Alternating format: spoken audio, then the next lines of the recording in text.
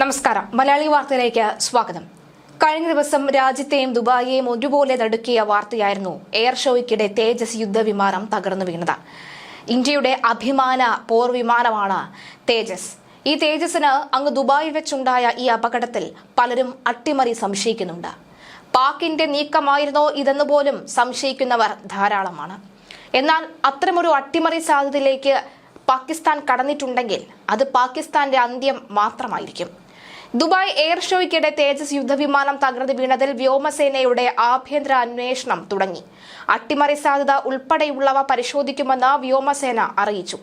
അപകടത്തിൽ wing commander Naman CIAL വീരമൃത്യു വരിച്ചിരുന്നു. സാമൂഹിക മാധ്യമങ്ങളിൽ പ്രചരിക്കുന്ന വീഡിയോകളിൽ പൈലറ്റ് ഒരു സർക്കുലർ ലൂപ്പ് അഭ്യാസം നടത്തുന്നതിനിടയിൽ നിയന്ത്രണം വിട്ട് നിമിഷങ്ങൾക്കകം താഴേക്ക് പതിച്ച് തീഗോളമായി മാറുന്നതാണ് കാണാൻ സാധിച്ചത്. ആദ്യ ലൂപ്പ് വിജയകരമായി പൂർത്തിയാക്കിയെങ്കിലും അതേ അഭ്യാസം ആവർത്തിക്കുന്നതിനിടയിൽ പൈലറ്റിന് സ്ഥലപരമായ ദിശാബോധം നഷ്ടപ്പെട്ടതാകും അപകട കാരണമെന്ന് കരുതപ്പെടുന്നു. ഉന്നത ഉദ്യോഗസ്ഥർ ഉൾപ്പെടെയുള്ളവർ സാങ്കേതിക വിവരങ്ങൾ ശേഖരിക്കുകയും എയർ ഷോയ്ക്കിടെയുള്ള ദൃശ്യങ്ങളും പരിശോധിച്ച് അപകടത്തിന്റെ പ്രാഥമികമായ റിപ്പോർട്ട് തയ്യാറാക്കുകയും ചെയ്തിട്ടുണ്ട്.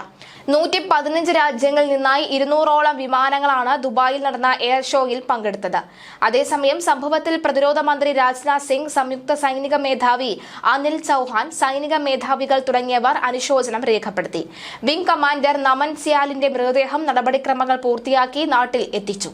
ഹിമാചൽ പ്രദേശിലെ കാൻഗ്ര സ്വദേശിയാണ് നമൻ സിയാൽ എന്ന് പറയുന്നത്. അതുപോലെ തന്നെ വളരെ വേദനയോടുകൂടിയാണ് പ്രവാസികളും അതുപോലെ തന്നെ ദുബായ് ഭരണാധികാരിയും പ്രതികരിച്ചിട്ടുള്ളത്.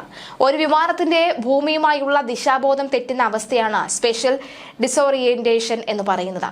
പൈലറ്റിന്റെ ഇന്ദ്രിയങ്ങളും വിമാനത്തിന്റെ യഥാർത്ഥ സ്ഥാനവും തമ്മിലുള്ള പൊരുത്തക്കേടാണ് ഇതിന് കാരണം. ഇത് അപകടങ്ങളിലേക്ക് നയിക്കുന്ന പ്രധാന കാരണങ്ങളിൽ ഒന്നാണ്.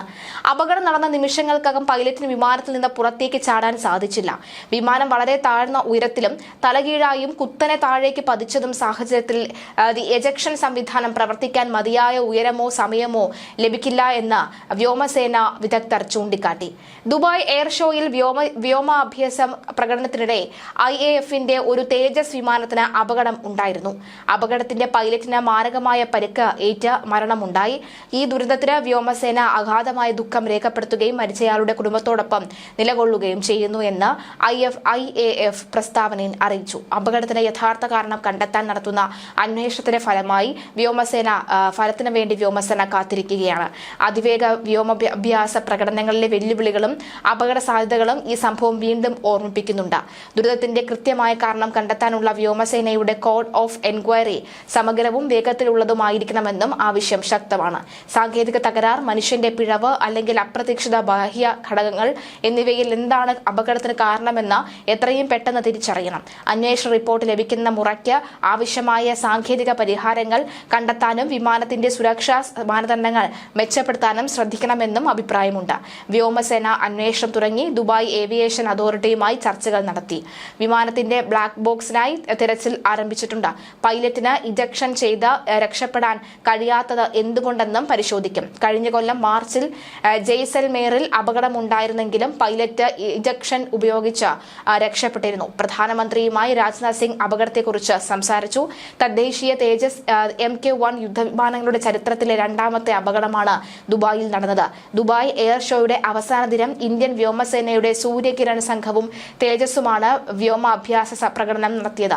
സൂര്യകിരൺ സംഘത്തിന്റെ പിന്നാലായിരുന്നു തേജസിന്റെ പ്രകടനം. വിമാനം നിലം പതിച്ചതോടുകൂടി എയർ ഷോ വേദി മൂകമായി. രക്ഷാപ്രവർത്തകർ അതിവേഗം അപകട സ്ഥലത്തെത്തി വിമാനത്തിലെ തീ അണച്ചു. ഏകദേശം 2 മണിക്കൂർ നിർത്തിയ ശേഷം എയർ ഷോ വീണ്ടും തുടങ്ങി. കഴിഞ്ഞ വർഷം മാർച്ച് 12-ന് രാജസ്ഥാനിലെ ജയ്സൽമേറിൽ നടന്ന സൈനിക അഭ്യാസ പ്രകടനത്തിനിടയിലാണ് തേജസ് തകർന്നത്. വിമാനത്തിന്റെ ഓയിൽ പമ്പിലെ തകരാറിനാണ് എൻജിൻ പ്രവർത്തനം തടസ്സപ്പെടാൻ കാരണമെന്നാണ് കഴിഞ്ഞ വർഷത്തെ അപകടത്തിൽ നിന്ന് വ്യക്തമായത്.